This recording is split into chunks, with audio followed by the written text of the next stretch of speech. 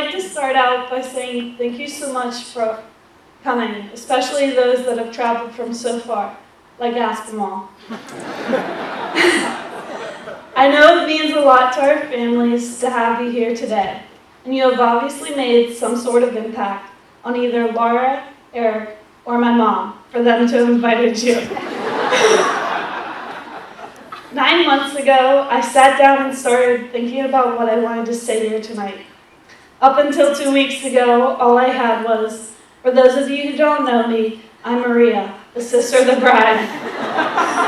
So you could say I was on track, finishing the speech. I always finish all my speeches an hour before the presentation.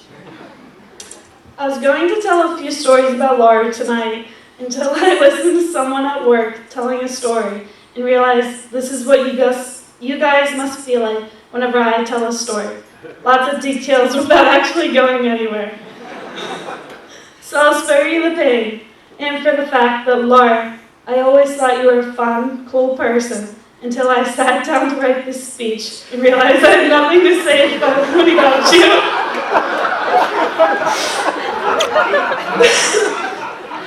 Eric, you're about to have a long life ahead of you. She's not the brightest of the bunch when it comes to common sense. I'm sure you've already heard the story about Laura confusing butter for ice cream as a pancake topping. For those of you that know me, you probably know I struggle with completing things early, no matter how early I start working on them. Probably not your smartest choice, choosing me as your maid of honor. Up until last week, I've been asking you what kind of speech you want me to write, and you told me to include Eric. You said, you two have funny times together, talk about them.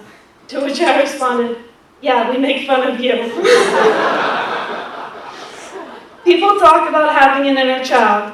Well, Laura has an inner old lady who tells everyone to be quiet and wants to go to bed by 8.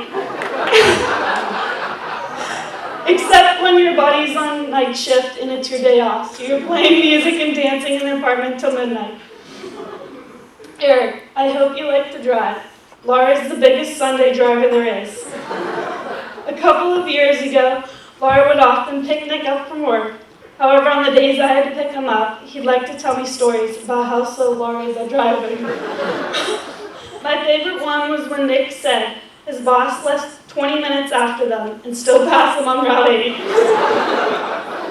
He would always say, you're slower than a grandma, yet you still wonder why everyone cuts in front of you. Eric, I advise you to carry a map in the car, because if there's one thing you should know about Laura, it's her hatred for a GPS. And I hope you only like to listen 30 seconds of a song. Laura loves to change her stations every couple of seconds. Eric, I know we like to call Laura weak and fragile for not being able to do anything for more than 5 minutes, whether it be playing catch or just going on a bike ride. But I've shared a bed with her on vacation, and all I have to say is, I hope you're made of steel. She might not look like a fighter, but those middle of the night punches hurt. It's hard to think about anything nice to say about Laura. That hasn't already been said by our parents. From excelling in academics to succeeding professionally, Laura has accomplished a lot in between and taught me many things over the last 2 decades.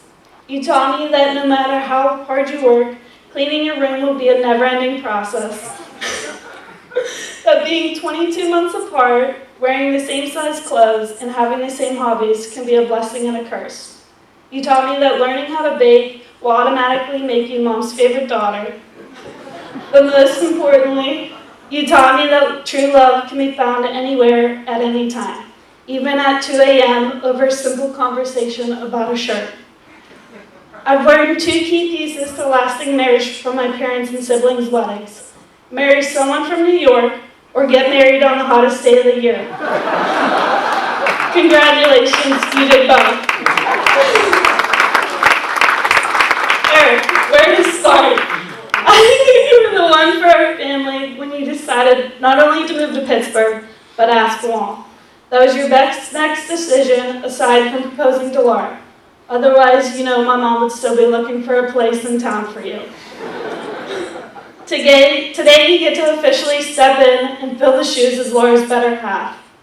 It's great to finally be able to call you my new and last big brother.